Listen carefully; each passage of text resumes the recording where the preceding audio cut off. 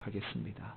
여러분, 한 사람이 얼마나 많은 사람을 죽일 수 있다라고 생각을 하십니까? 한 사람이 얼마나 많은 사람을 죽일 수 있다라고 생각을 하세요? 놀랍게도 한 사람이 고안해낸 방법을 통해서 무려 600만 명이라는 사람을 죽음에 이르도록 한 사람이 있습니다. 여러분, 1961년 4월 11일 전 세계에 관심을 끄는 재판이 예루살렘에서 열리게 돼요. 그는 약 8개월간 진행된 재판의 과정 속에서 자신의 잘못을 뉘우치거나 한 번도 자신의 죄에 대해서 인정하지를 않습니다. 자신에 의해서 자행된 수많은 살인에 대해서 끝까지 무죄를 주장하죠. 자신의 죄를 인정합니까? 라고 묻자 그는 이렇게 대답하죠. 저는 잘못이 없습니다. 단 한 사람도 제 손으로 죽이지 않았으니까요. 죽이라고 명령도 하지 않았습니다. 제 권한이 아니었으니까요. 저는 시키는 것을 그대로 실천한 하나의 인간이자 관리자였을 뿐입니다. 라고 이야기해요. 그리고 심지어 자신의 죄를 인정하라고 말하는 사람에게 이렇게까지 말하죠. 도대체 무엇을 인정하라는 말입니까?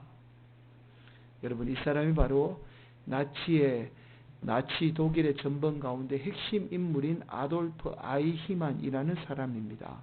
이 아이히만은 어떻게 하면 유대인들을 효율적이고 빠르게 죽일 수 있을까를 수없이 고민하다가 가스실을 만들어서 600만 유대인을 죽인 인물이에요. 1960년이죠. 화창한 봄날 아르헨티나의 수도 부에노스아이레스에서 약 수백 킬로미터 떨어진 곳에서 아돌프 아이히만이 납치가 되죠. 그가 사라진 지 꼭 15년째 만에 잡히게 된 거예요. 그렇게 영원히 잡히지 않을 것만 같았던 이 아이히만이 잡힐 수 있었던 것은 바로 자신의 아들에게 항상 나는 자랑스러운 독일의 장교였고 자신의 임무를 다 수행하지 못한 것이 항상 안타깝다고 평소에 입버릇처럼 말한 이 아버지의 말을 아들이 자신의 여자친구에게 아무렇지 않게 말을 하게 됩니다. 그런데 이 여자친구의 아버지가 마침 나치 전범들을 잡기 위해서 이스라엘에서 파견된 이스라엘 첩보 요원이었던 거예요. 자, 당시 아르헨티나는 친나치 정부였습니다. 그래서 아르헨티나 정부의 비호 아래 수많은 나치 전범들이 숨어서 지낼 수가 있었던 거예요. 이스라엘 정부는 이 아이히만을 이스라엘로 데려오기 위해서 아르헨티나의 독립 150주년을 맞춰서 전 세계를 띄워서 축하 사절단으로 교육부 장관을 보내게 됩니다. 자, 이때에 전 세계에 타고 있던 두 사람 외에는 이 비행기가 아이히만을 데려오기 위한 작전용 비행기였다는 사실을 아무도 모릅니다. 심지어 교육부 장관도 몰랐습니다. 그렇게 미리 보내진 12명의 이스라엘의 최정예 모사드 요원에 의해서 납치가 된 아이히만은 비행기 승무원 복장으로 위장을 했어요. 이 신경주사를 마치게 돼요. 신경주사가 말만 하지 못하는 신경주사. 행동하거나 걸을 수 있고 들을 수 있는 이 신경주사에 의해서 승무원 복장으로 위장이 된 채 이스라엘로 압송이 됩니다. 재판을 통해서 아이히만의 모습을 본 많은 사람들이 충격에 빠지게 돼요. 그것은 아이히만의 모습이 너무나 평범해 보였기 때문입니다. 여러분, 앞에 사진에 보시면 나오지만 살면서 한 번도 법을 어긴 적이 없고 언제 어디서나 최선을 다했던 한 남자, 그리고 너무나 자상한 남편이자 한 가정의 가장이었던 겁니다. 이 모습에 사람들이 충격에 빠지죠. 어떻게 이렇게 평범한 사람이 악을 저지를 수 있을까? 그 법정에서 아이히만에게 이렇게 묻지요. 양심의 가책을 느낀 적은 없나요? 라고 물어봅니다. 그러자 아이히만이 이렇게 대답합니다. 월급을 받으면서도 주어진 일을 열심히 하지 않았다면 양심의 가책을 느꼈을 겁니다. 라고 이야기해요. 이 말은 그냥 월급 받고 주어진 일에 최선을 다했기 때문에 결코 양심의 가책을 느낀 적이 한 번도 없었다라는 거예요. 600만의 수많은 생명을 그렇게 죽이면서도 한 번도 양심의 가책을 느끼지 않았다라는 겁니다. 재판을 지켜본 6명의 정신과 의사들은 이렇게 말해요. 그는 나보다 더 정상이며 준법 정신이 투철한 국민의 한 사람이었다라고 이야기를 합니다. 자, 그러나 8개월간 지속된 지루한 재판, 하나둘씩 자리를 떠나는 방청객들 속에서 끝까지 재판을 지켜본 한 철학자는 이렇게 말하죠. 그는 아주 건면한 인간이다. 그리고 이런 건면성 자체는 결코 범죄가 아니다. 그러나 그가 유죄인 명백한 이유는 아무 생각이 없었기 때문이다. 그가 유죄인 이유가 아무 생각이 없었다라는 거예요.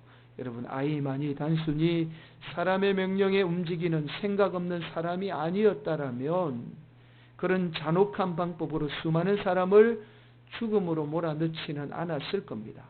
여러분, 혹자는 이렇게 말해요. 아이만이 아니면 누군가는 이 일을 하지 않았겠는가 라고 말을 합니다. 그러나 아이만이 이 일을 거부했다라면 적어도 자신이 평생을 숨어 다니거나 자신의 이름이 그렇게 역사 속에서 불명예스러운 이름으로 영원히 남아있지는 않았을 겁니다. 여러분, 오늘 성경에는요, 사람에 의해서 자신의 욕망 때문에 무책임하게 행동한 또 한 사람을 우리가 발견하게 되죠. 이 사람 또한 아돌프 아이만처럼 살인에 대해서 어쩔 수 없었다라는 무책임한 태도를 보입니다. 여러분, 이 사람이 누구인지 어떤 사람인지 조금 있다가 살펴보고요. 먼저 오늘 본문의 말씀을 좀 살펴보도록 하겠습니다. 여러분, 예수님에 관한 소문이 온 갈릴리에 다 퍼지게 되죠. 그러자 당시 갈릴리 지역을 다스리고 있던 분봉왕 헤롯에게까지 예수님의 소문이 들려지게 됩니다. 많은 사람들이 이렇게 말하죠. 엘리야가 다시 살아났다. 또 어떤 사람들은 이렇게 말합니다. 아니야, 선지자가 태어난 거야 라고 말합니다. 그런데 헤롯의 생각은 좀 달랐습니다. 헤롯은 아무 죄가 없음에도 불구하고 자신이 죽인 이 세례 요한이 자꾸만 자기의 머릿속에 생각이 났던 거예요. 그래서 헤롯은 자신이 죽인 세례 요한이 다시 살아났다라고 생각을 한 겁니다. 그러면서 오늘 본문의 말씀은 마치 헤롯이 과거의 사건을 회상하듯이 말씀을 전개하고 있죠. 17절 말씀입니다. 함께 봉독할까요? 시작. 전에 헤롯이 자기가 동생 빌립의 아내 헤로디아에게 장가든 고로 이 여자를 위하여 사람을 보내어 요한을 잡아 옥에 가두었으니, 헤롯이 자기 동생의 아내인 헤로디아와 결혼을 하게 돼요. 여러분, 레위기 20장 21절에 이렇게 말씀합니다. 누구든지 그 형제의 아내를 데리고 살면 더러운 일이라. 그가 그의 형제의 하체를 범함이니 그들에게 자식이 없으리라. 여러분, 이스라엘 백성에게 죽은 형제의 아내를 맞이하여 그 형제의 아내와 자식을 돌보는 것은 이스라엘 백성의 의무입니다. 그러나 형제가 살아있다라면 이 이야기는 달라져요. 만약에 살아있는 형제의 아내를 자신의 아내로 맞이하게 되면 이 일은 부정한 일로 하나님께 범죄하는 일이었습니다. 그래서 세례 요한은 자신의 이복 형제의 아내인 헤로디아를 맞이한 이 헤롯에 대해서 공공연하게 비판을 하게 되었던 거예요. 이 일 때문에 헤롯은 세례 요한을 옥에 가두어 버립니다. 이 사건 후에 헤로디아는 자신과 헤롯을 비난한 이 세례 요한을 마치 원수처럼 여기게 됩니다. 자, 그래서 헤로디아는 헤롯에게 끊임없이 세례 요한을 죽일 것을 설득하게 돼요. 그러나 헤롯은 세례 요한을 쉽게 죽이지 못합니다. 그 이유가 당시 많은 사람들이 세례 요한을 의로운 사람으로 거룩한 사람으로 여기고 세례 요한을 따랐기 때문에 혹 세례 요한을 죽이면 어떤 밀란이 일어날까 봐 두려워서 세례 요한을 죽이지 못했던 거죠. 20절을 이렇게 말씀합니다. 헤롯이 요한을 의롭고 거룩한 사람으로 알고 두려워하여 보호하며 또 그의 말을 들을 때에 크게 번민을 하면서도 달갑게 들음이러라. 여러분, 달갑게 들었다라는 말이 어떤 말이냐면 기쁘게, 기분 좋게 여겼다라는 겁니다. 그러니까 헤롯이 세례 요한을 옥에 가두기는 가두었지만 어떻게 해요? 세례 요한의 말을 귀담아 들었다라는 겁니다. 자, 그러나 헤로디아의 경우는 좀 달랐습니다. 어떻게 하든지 세례 요한을 죽이기 위해서 호시탐탐 기회만 노리고 있었던 거예요. 그러던 중에 세례 요한을 죽일 기회가 찾아오게 되죠. 여러분, 헤롯의 생일잔치에 로마의 많은 대신들과 천부장이에요. 당시에 군대의 높은 장교들 그리고 갈릴리의 귀족들이 한자리에 다 모이게 됩니다. 이때에 헤로디아의 딸이 춤을 추게 돼요. 성경에는 이 딸의 이름을 밝히고 있지는 않습니다. 그러나 당시 유대 역사학자 요세푸스에 의하면 이 딸의 이름이 살로메였다라고 기록을 하고 있습니다. 자, 이 장면을 아일랜드 출신의 시인이자 소설가 겸 극작가인 오스카 와일드에 의해서 1892년에 발표된 살로메라는 소설을 좀 빌려서 여러분에게 이 장면을 좀 묘사해서 설명을 드리겠습니다. 헤로드 왕은 살로메에게 자기를 위해서 춤을 춰달라고 강하게 요구를 하게 되죠. 당시 살로메는 오늘날로 말하면 갈릴리 지역에서 미모나 춤으로 유명한 연예인과 같았습니다. 우리가 좋아하는 연예인을 한번 보는 것이 우리가 소원이듯이 당시에 많은 귀족들은 이 살로메의 춤을 한번 보는 것이 이들의 소원이었습니다. 그래서 헤롯은 많은 귀족들을 모아놓고 살로메에게 춤을 출 것을 요구하게 된 거예요. 그런데 살로메가 헤롯의 요구에 응하지 않습니다. 그럴수록 왕이나 주위의 많은 사람들의 몸이 달아올랐어요. 살로메의 춤을 간절히 보기를 원합니다. 그런데도 살로메는 헤롯의 요구를 거절하게 됩니다. 자칫 잘못하면 이 살로메의 거절 때문에 헤롯이 자신의 생일잔치에 초대한 로마의 대신들과 장교들, 심지어 갈릴리 귀족들에게 결례를 범할 수 있는 그런 상황에 놓이게 된 거죠. 자, 그래서 헤롯이 이런 제안을 합니다. 자신의 왕국의 반이라도 줄 테니까 제발 이 사람들을 위해서 그리고 자신을 위해서 춤을 좀 춰줄 것을 간절히 요구하게 된 겁니다. 자, 살로메는 기다렸다는 듯이 그 유명한 7베일의 춤을 간능적으로 추기 시작합니다. 이 7베일의 춤은요, 춤을 추면서 베일을 한 겹씩 한 겹씩 벗어 던져서 나중에는 나체가 되는 춤을 말합니다. 이 모습을 지켜보고 있던 사람들이요, 살로메의 간능적인 춤에 다 빠져들고 맙니다. 그리고는 헤롯은 기뻐하며 살로메의 요구를 들어주게 되죠. 살로메의 요구는 어머니의 뜻에 따라 세례 요한의 목숨을 요구하게 됩니다. 헤롯은 크게 번민하지만 자신이 말한 것과 그곳에 참석한 사람들이 너무 기쁨에 취해서 어쩔 수 없이 아무 죄도 없는 세례 요한을 죽이게 되죠. 여러분, 대충 짐작을 하셨겠지만 앞서서 사람들에 의해서 무책임하게 어쩔 수 없이 살인을 저지른 인물이 바로 오늘 본문에 나온 헤롯입니다. 오늘 본문은 헤롯이라고 말씀하지만 정확하게 말씀드리면 바로 헤롯 안티바입니다. 여러분, 스크린 한번 보실까요? 스크린을 보시면 이 헤롯과의 가계도가 나옵니다. 여러분, 오늘 본문에 나오는 헤롯 왕은 우리가 흔히 말하는 헤롯 대왕의 아들입니다. 헤롯 안티바는 헤롯 대왕의 넷째 부인이죠. 사마리아 출신의 말다스의 아들입니다.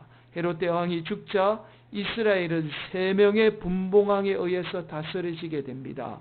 남쪽 유다와 사마리아 지역은 아켈라오에 의해서 다스려지게 돼요. 그러다가 이 아켈라오는 폭정으로 인해서 로마 황제에게 파면을 당하게 됩니다. 그래서 이 지역은 어떻게 되느냐 하면 로마 총독에 의해서 다스려지게 돼요. 우리가 예수님을 십자가에 못 박았던 이 총독이 바로 빌라도 총독입니다. 이 지역을 다스렸던 인물이죠. 북쪽 이돔에는 빌립 2세에 의해서 다스려지게 됩니다. 그리고 갈릴리와 베레아, 여러분 중간에 보이시나요? 지도 한번 보실까요?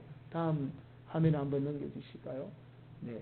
갈릴리와 중간에 갈색 부분 베레아 지역을 바로 오늘 본문에 나올 헤롯 안티바가 다스리게 됩니다. 헤롯 대왕이 말년에 장남인 아리스토블루스를 반란을 일으킨다는 제목으로 감옥에 가두고 헤롯 대왕이 죽기 일주일 전에 자기 손으로 자신의 장남을 죽이게 돼요. 이 장남에게서 태어난 딸이 오늘 본문에 나오는 헤로디아입니다.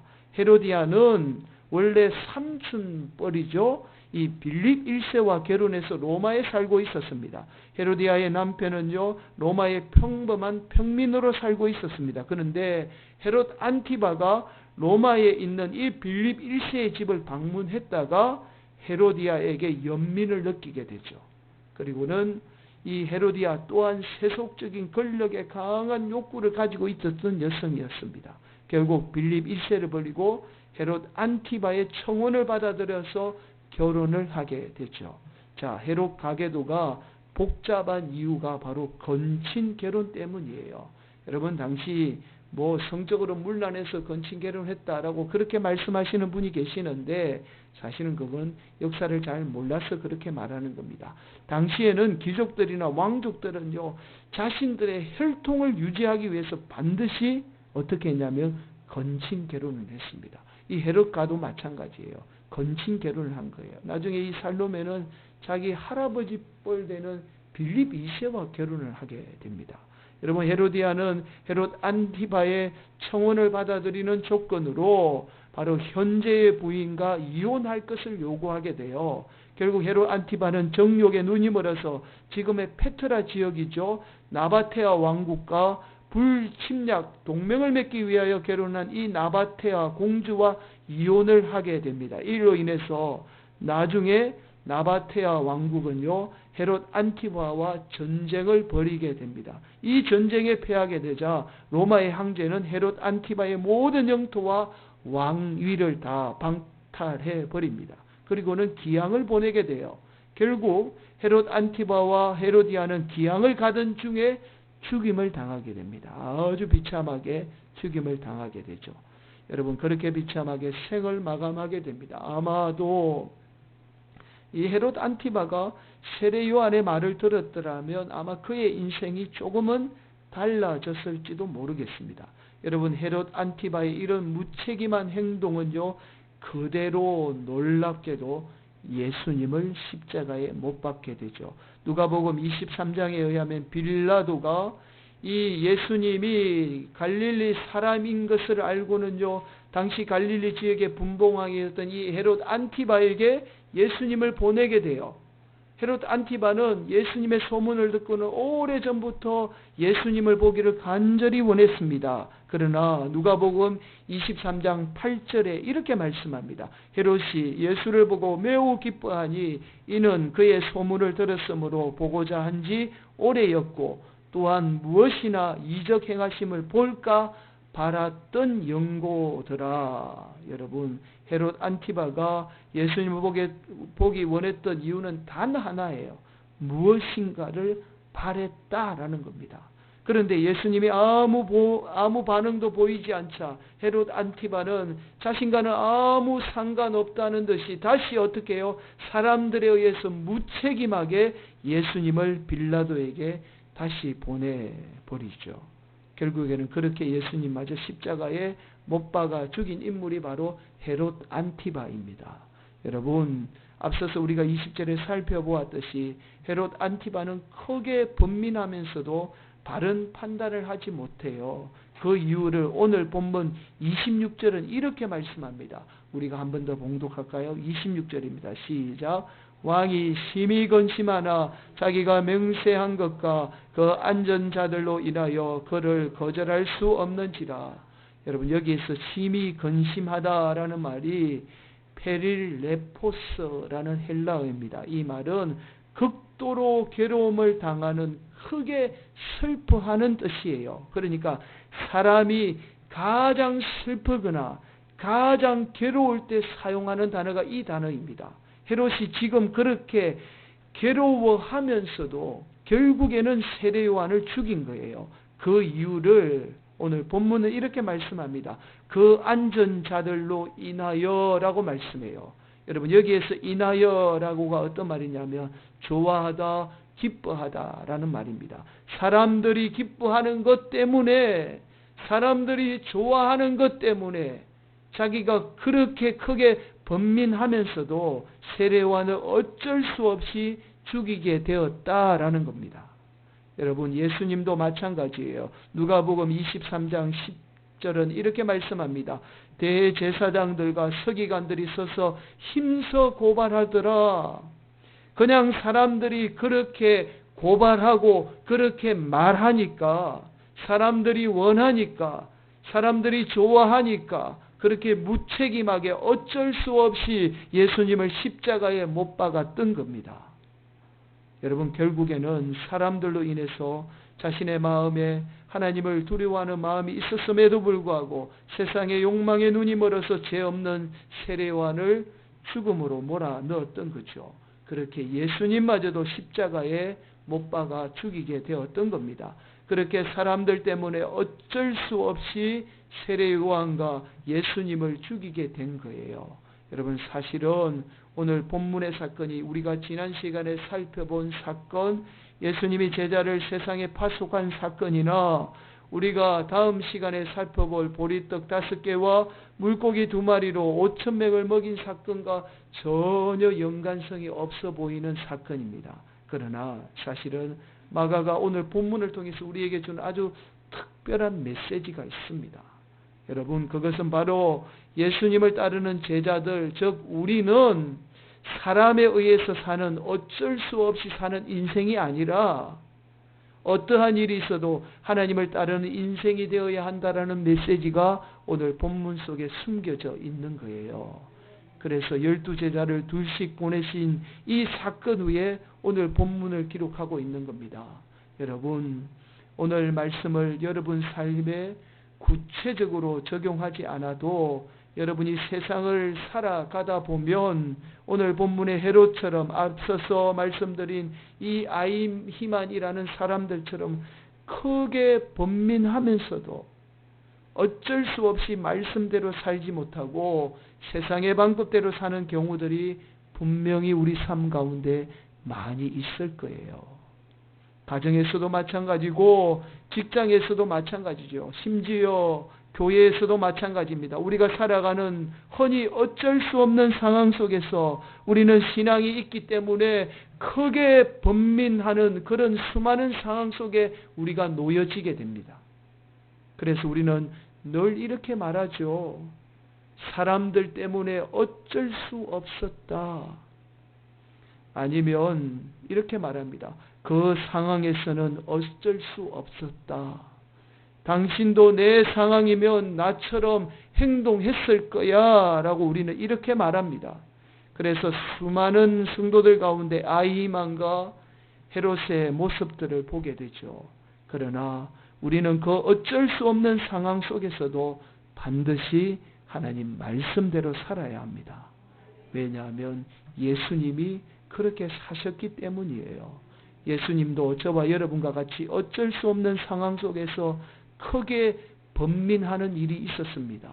그것은 바로 십자가 지는 일이었습니다. 여러분, 마가복음 14장 34절에 이렇게 말씀해요. 말씀하시되 내 마음이 심히 고민하여 죽게 되었으니 너희는 여기 머물러 깨어 있으라 하시고, 여기에서 심히 고민하여가 바로 오늘 본문 26절에서 헤롯이 심히 근심하다라는 페릴레포스라는 단어예요. 똑같은 단어입니다. 극도로 괴로움을 당하는, 크게 슬퍼하는 말과 똑같은 단어예요. 여러분, 우리 주님도 십자가 앞에서 크게 번민하셨지만 그러나 기꺼이 하나님 말씀에 순종해서 하나님의 말씀대로 십자가를 지셨던 겁니다. 그래서 우리가 예수님의 그 십자가 지심으로 말미암아 우리는 하나님의 자녀가 된 거예요. 하나님이 우리를 자녀 삼아 주신 거예요. 당신의 고통을 대신해서 우리의 죄와 그 아픔을 다 씻어 주셨던 겁니다. 그렇게 우리를 자녀 삼아 주신 거예요. 그래서 예수님의 그 십자가의 사건은 우리에게 내가 중요한 것이 아니라 우리라는 중요성을 일깨워 주신 거예요.